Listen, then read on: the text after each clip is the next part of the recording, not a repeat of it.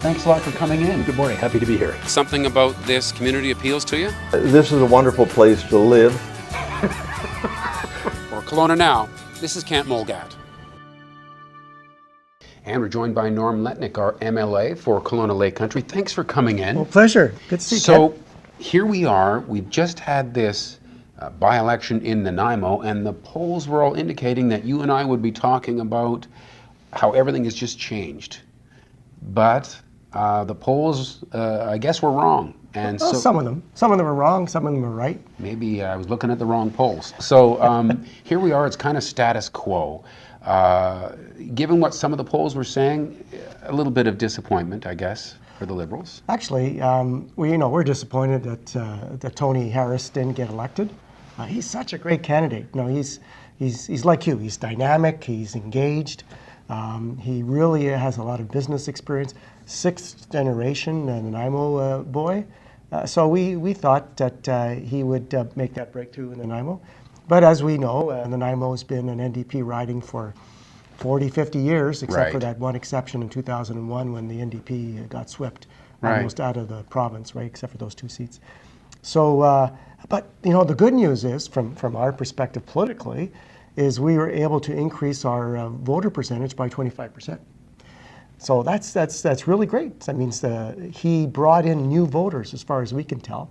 We think the collapse of the Green Party in the Nanaimo riding was in large part because they didn't want to see a BC Liberal elected, so they decided to stay at home for the most part. You can see that by the low numbers.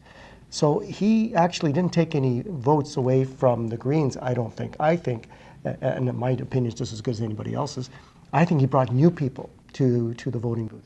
Young people that previously hadn't bothered to vote. He was able to really connect with a new group of people. So since we lost with less than 2,000 votes spread, if he decides, after, of course, he takes a holiday, because he worked really hard, to run again in the next election, whenever that will be, I think it's still a possibility that at some point Nanaimo can turn and he can be in the next MLA for Nanaimo.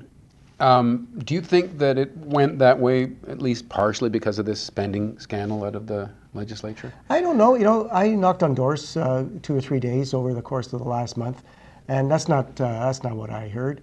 What I heard is people want someone who's going to articulate their needs. Pretty similar to here, quite frankly, right? People want a local MLA that's going to advocate for their communities. And Tony definitely had that going for him. At every turn, he would talk about his vision for the area and how he wanted to see a tertiary care hospital and foot passenger ferries to the mainland and things like that, right? He was articulating a vision for the future of Nanaimo, and that's really a big part of his success. The NDP on their side, from what I've been told, were operating on the negative campaign. It's funny, they were saying exactly the same thing the other way. So, but you're saying that your candidate really kind of dug into some local issues and sort of built it up the old-fashioned way, that support. Yep, the door knocking, and really understanding what the people of Nanaimo wanted their MLA to articulate. Right. And I think that's why we increased our percentage vote by 25%. So there you go, looking at the positive, right? Why not be positive? He made gains. But here we are back to this same situation where we have the NDP propped up by the Green Party. When they first set out on that adventure, it really looked precarious to me. Mm-hmm. But yet, maybe to their credit, it seems to be sort of solid as it goes forward. At least, it's carrying on. They haven't had a fracture from within on that, at least not a big one. So, are you surprised that they've been able to carry it forward this far? No, I'm not surprised. Andrew Weaver is he talks a big talk, but at the end of the day, he always votes with the government. Everything, he votes with the government. There's no, not even on votes that are of non-confidence, right? You have votes that are confidence, whether if he votes against them, the government falls. Right. But there are a lot of votes that aren't confidence motions, which he could show his difference of opinion. For example, just on the spec tax. right? Speculation tax, he was saying was a lousy tax, bad tax. He had a chance to break with them and show a little bit of a separate line of thought. Exactly. And then he decides, well, I'll throw in a few tweaks and I'll use that as accepting the spec tax. And then, of course, in Nanaimo, because they're upset with the spec tax, well, I don't like the spec tax, and it's a stupid tax, and all those other kinds of things. So, he's in a tough position. Right out of the gate, he made a decision to join forces in a coalition with the NDP. Fair enough. So now he's pretty well stuck, because if he decides to break the coalition, what is he going to do? Come with us, BC Liberals? I don't know. He can stay separate, right? So if he stays separate and votes on a motion-by-motion basis, then I don't know whether that means the government falls at that point. So there's a lot of ifs. What I do know, though, is that they didn't do too well in the Nanaimo by-election. And I think that sent a message to them, is that they don't want to get wiped out in the next general election, because a lot of people will vote NDP, for example, instead of voting Green, because they want to keep BC Liberals out of their particular ridings. And, right. If he doesn't do better, his 3 MLAs will be gone, and that'll be the end of the I did get a chance to speak with your leader when he was in Kelowna recently, and it does seem like the theme for the next election is already being built, and that it's about the taxes, this tax, that tax, and the other tax, and that'll sort of be the angle of attack for the Liberal Party. Am I right? Well, as an overarching message through all British Columbians, I think the party clearly will stay with its roots, which is strong economies give us the money we need to afford social programs, right? That's why when the NDP took over as government, they had one of the strongest, if not the strongest, economy in the country. That's not because of their policies, it's because of policies that we brought in.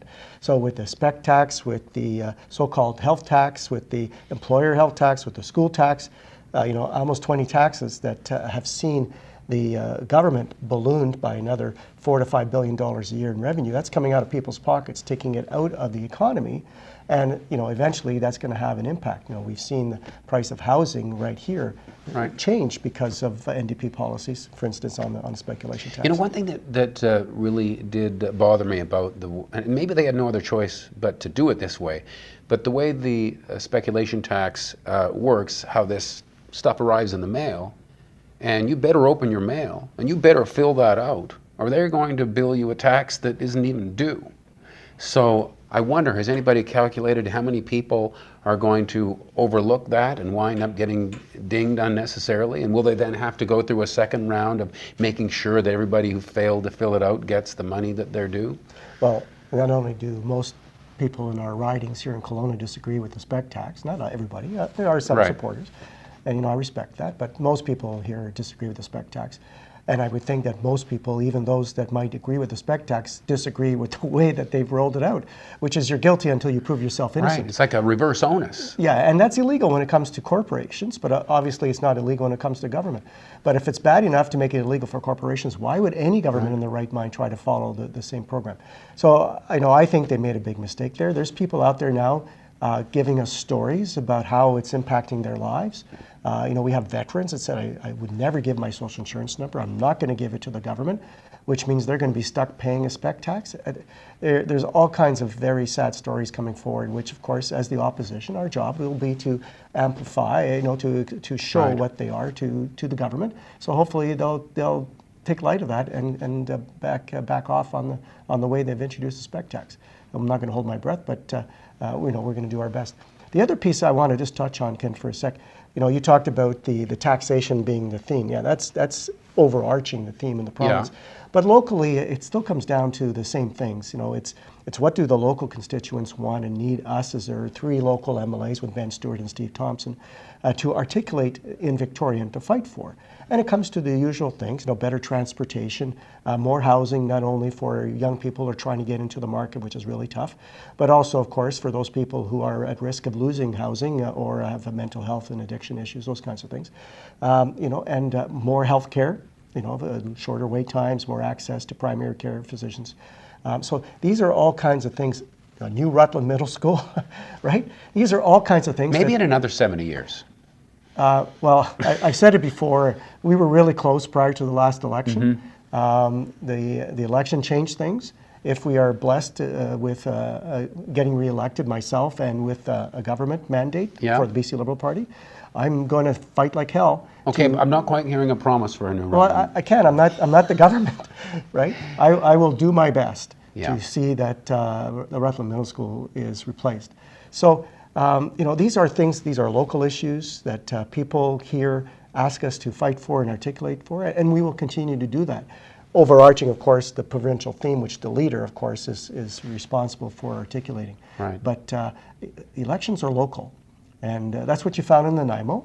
We had all those union people going out there, door knocking, getting out to vote for their NDP friends, and that's fair. That's the way it works. And we had our volunteers who were also doing the same kind of thing, and we increased our percentage of the vote by 25%. So. We're getting I there. like the positive thinking, and you got lots to work on. And you know what I'm working on? What's that? Trying to keep these interviews to closer to 10 minutes. Okay, well, hopefully we made that goal for you. Thanks a lot. All right, thank And thank you for watching Kelowna Now.